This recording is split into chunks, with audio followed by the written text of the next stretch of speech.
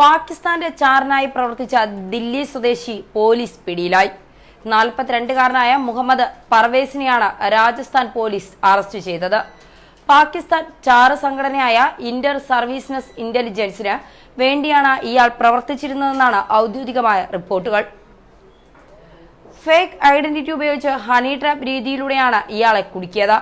ISIയുടെ ചാരനായി പ്രവർത്തിച്ചിട്ടുണ്ടെന്നും 18 വർഷത്തിനിടെ 17 തവണ പാകിസ്ഥാനിൽ പോയിട്ടുണ്ടെന്നും മുഹമ്മദ് പർവേസ് കുറ്റസമ്മതം നടത്തിയിട്ടുണ്ട്. വ്യാജ വിസയുടെ പേരിൽ ആളുകളിൽ നിന്ന് കൈപ്പറ്റുന്ന തിരിച്ചറിയൽ രേഖകൾ ഉപയോഗിച്ച് നിരവധി സിം കാർഡുകൾ ഇയാൾ സ്വന്തമാക്കിയിരുന്നു. അതുവഴിയാണ് പാകിസ്ഥാനിലേക്ക് സന്ദേശങ്ങൾ കൈമാറിയിരുന്നത്.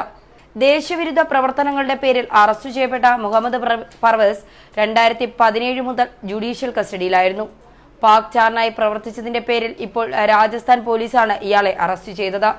ചോദ്യം ചെയ്യുന്നതിനായി പർവേസിനെ തിങ്കളാഴ്ച ജയ്പൂരിലേക്ക് കൊണ്ടുപോയെന്ന ഇന്റലിജൻസ് വിഭാഗം മേധാവി ഉമേഷ് മിശ്രയും വെളിപ്പെടുത്തിയിട്ടുണ്ട്. അതേസമയം കഴിഞ്ഞ ദിവസങ്ങളിൽ മുംബൈയിൽ ഉണ്ടായിരുന്ന 26 പാകിസ്ഥാൻ സ്വദേശികളെ കാണാതായതായി റിപ്പോർട്ടുകൾ വരുന്നു. ഇതേ തുടർന്ന് മുംബൈയിൽ പോലീസ് അതീവ ജാഗ്രത പ്രഖ്യാപിച്ചിരിക്കുന്നു.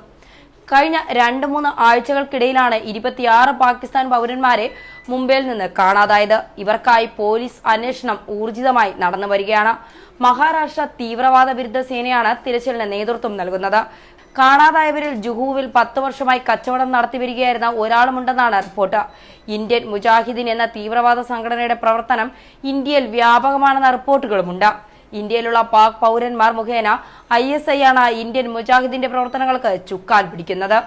ന്യൂസ് ഡെസ്ക് മലയാളി വാർത്ത.